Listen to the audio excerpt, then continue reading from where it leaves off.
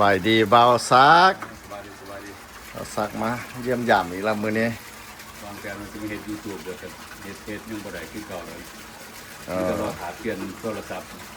เอเปลี่ยนอโทรศัพท์บัดนี้เบาซักตัดสินใจแล้วเนาะว่าสิปิดพอ YouTube เบาซักที่ผ่านมาเฮ็ดมาหั่นมันบ่ผ่านจักเทื่อบัดนี้ก็แนะนำให้เบาซักยุบซาแล้วเปิดตั้งใหม่ เพิ่นเกิดซ่องแล้วตอนนี้เอาเกิดมอซักก็เกิดนั่นน่ะเกิดโดนแล้วเพราะว่าเฮ็ดมากัน5 เดือนน่ะเด้มันก็แบบจำเป็นแท้ๆแล้วจำเป็นต้องได้ปิดซ่องแล้วกันเดี๋ยวมาเปิดซ่องใหม่ซ่องใหม่ก็เป็นซ่องอันชื่อเบาซักคือเก่าแหละพ่อแม่พี่น้องก็มากดไลค์กดแชร์ให้เบาซักนะโอเคเอาซอยเป็นกำลังใจพอเป็นกำลังใจให้เบาซักมากดติดตามให้เบาซักเนาะแม่นเป็นช่องใหม่แล้วมื้ออื่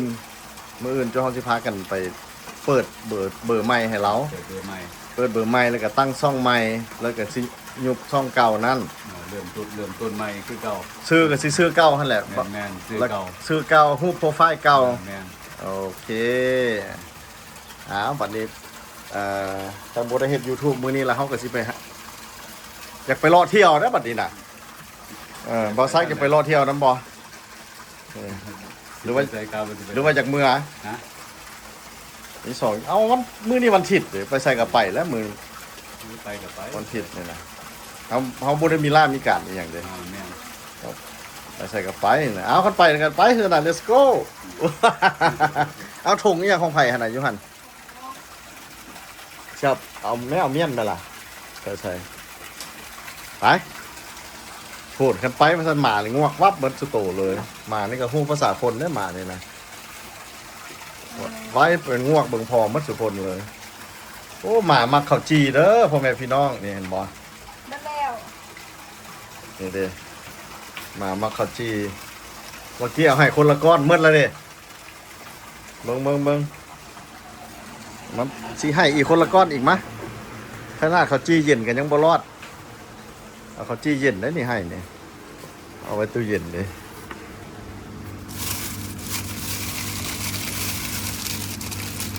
ข้าวจีปัตเต้เอาบอซักนี่ข้าวจีปัตเต้ไปให้มันเซาเย็นมื้อนึงโอ้บงแล้วน้ำฝนบ่มีน้ำห้วยน้ำใส่ข้าวจีนี่บอซักนี่เอานี่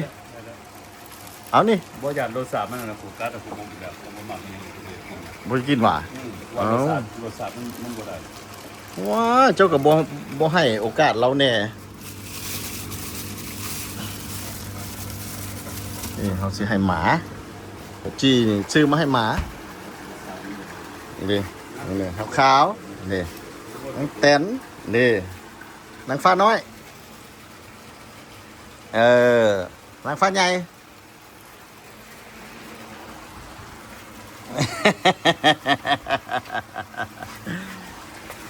นี่เอา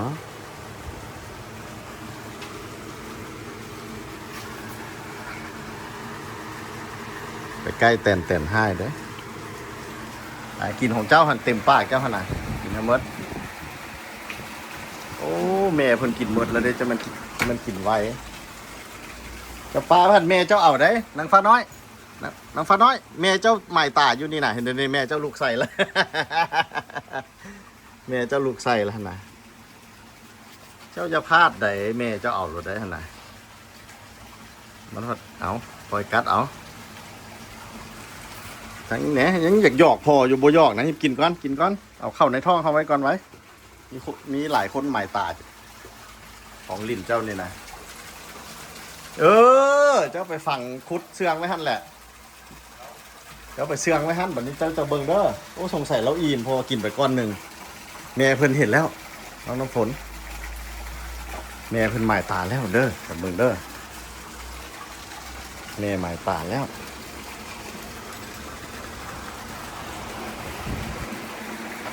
จักแม่บ่จักแม่เฒ่านางแต่นนี่มันแม่เฒ่าเด้อเป็นแม่ของนางฟ้าไอ้ข่าวนี่มันคนละคอกเอา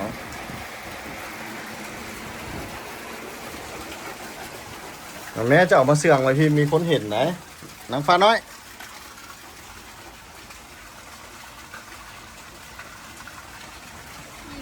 โอ้อิ่มแล้วก้อนหนึ่งเข้าไปแล้วดิ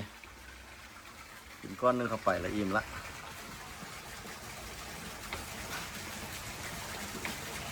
โอ้มันก้อนใหญ่เรากินยากต้องนบีให้เรามีปลาสลามมาอยู่ข้างๆแล้วเอาผู้นี้สิถาบีให้อยู่เนี่ยพลาดปุ๊บเราบีปั๊บหลุดนี่นะแต่ว่าบีเข้าท้องเราได้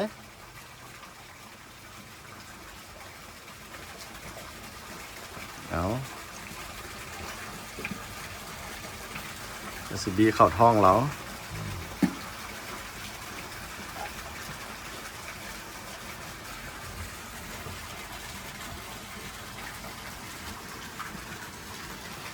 อยากกินแน่อยากยอกพอแน่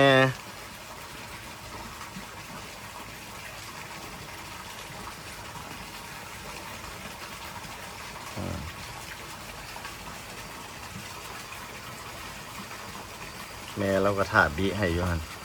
แล้วอิ่มแล้วเอาให้เราเกลือเราแล้วก็เอาก้อนหนึ่งให้เราแล้วบางทีต้องใส่อิ่มละ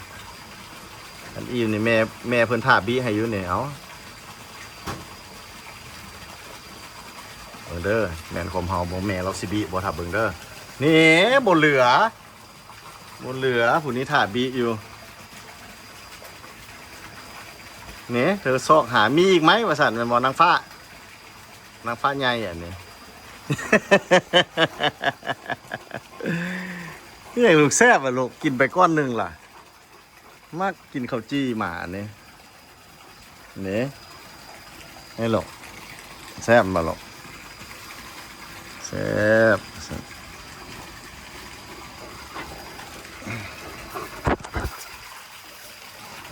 อิ่มละคนนี้อิ่มก้อนหนึ่งเต็มท้องอิ่มเลยเอาพ่อเซตกีตาร์ให้ที่หูกีตาร์เนี่ยนะ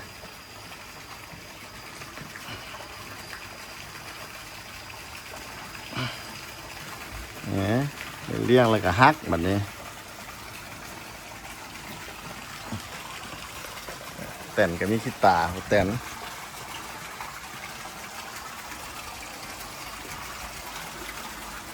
ข่าวนี่นิสัยดีใส่ดีมักเล็กหักเล็กน้อยมักหยอก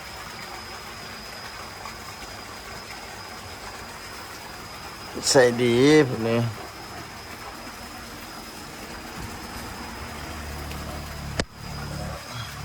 ตาน้อยกับขี้ตาน้องฟ้ากับขี้ตามานี่สิมักมีขี้ตาหมานี่ต้องเซตให้ตลอด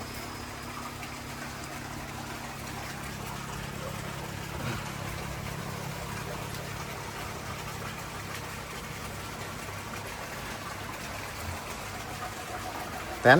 เซตกีตาร์ให้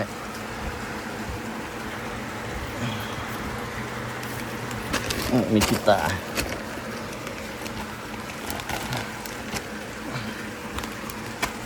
คำพู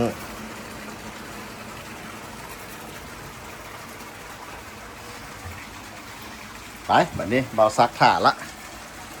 น้องฝนกระถ่าละมาติดตามน้องกันเบิ้งว่าจูเขาจะไปใส่มือนี่โอ้จบวิดีโอสั้นๆนี้ก่อนโอเคบาย